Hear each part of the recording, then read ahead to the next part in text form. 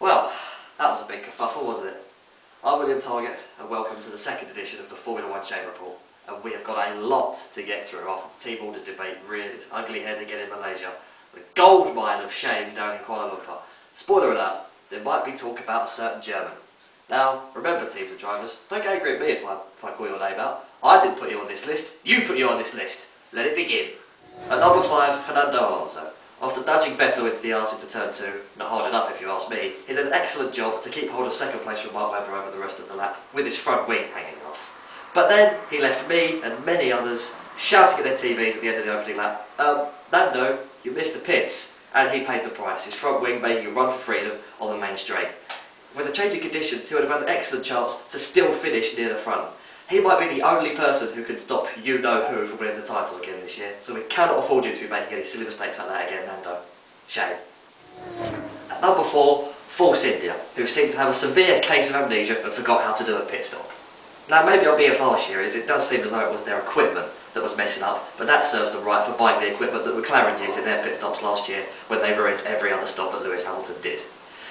I really did feel sorry for the drivers because they had genuine race pace and had a real good chance of a double points finish. Adrian Sutil seemed to be doing Sudoku sat in his car while the crew ran around like headless chickens, whilst Paul de Resta simply seemed to be contemplating suicide after what was a very bad weekend for him. After he went out of qualifying on Saturday, Sky F1 made Paul watch as pint-sized F1 expert Anthony Davidson demonstrated on his iPad, seen here being held by a normal-sized human, where Paul had gone wrong.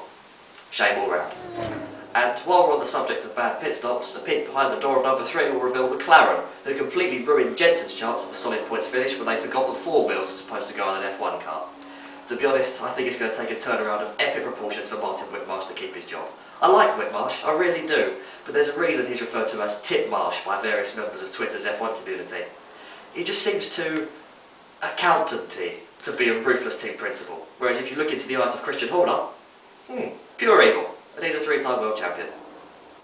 Now for this week's Get Out of Shame Free card, which goes to Mark Webber. Let's put all the team order business to one side for a minute and realise that he actually had a bloody good race. After an uncharacteristically good start, he played the pit stops perfectly and was in the position to take a well-deserved win before, well, you know. Credit must go to him and also to Lewis Hamilton for speaking their minds on the podium, and also to Martin Brundle for not bottling with the questions. Well done, lads. Before we get to the to-do and a hoo-ha of a situation at Red Bull, let's first ease ourselves in and talk about the Mercedes controversy. Now I can see where Ross Brawn is coming from here, as he wants to bring both the cars home to get a solid points finish. But I don't get why he defended his argument so violently. Rosberg should have been let through, really. In the laps building up to it, Lewis had been told to crawl to save fuel. Nico was going a lot faster and was perfectly right to say that he should be given a chance to go after the Red Bulls, especially with the way they were dicking about up front. Did Ross really not trust Rosberg to make a simple DRS pass without the two of them taking each other off? If so, he must have missed the previous laps, in which the two of them were passing each other willy-nilly. Shame, shame, shame, Ross Brawn. Now for the brown paper bag of shame, which this week goes to Have a Guess.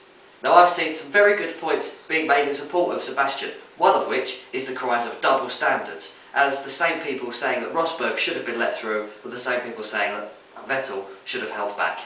Which is a very good point.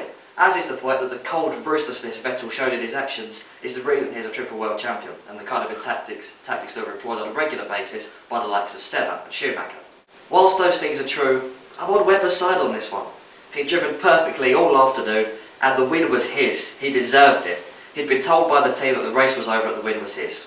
When Vettel came through an attack, Webber had turned his engine down and was in no position to fight back. Whilst Vettel might be a ruthless racing driver, he gets the brown paper bag of shame because, basically, he's a massive dick. Now, we all hate team orders, but F1 ultimately is a team sport.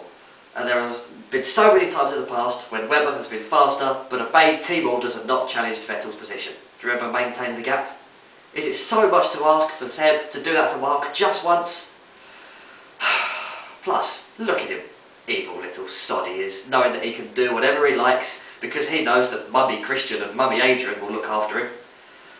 As Webber was right to point out on the podium after the race. Vettel showed his true colours, and a lot of people's opinions of him changed. And as one person on Twitter whose name I couldn't be bothered to remember rightly pointed out, his apology was not genuine. Because you saw the way he weaved across the finish line. He didn't even realise he'd done anything wrong until he got out of the car and saw that everyone was ready to kill him. Shame on you, Sebastian. We'll see you in Shanghai.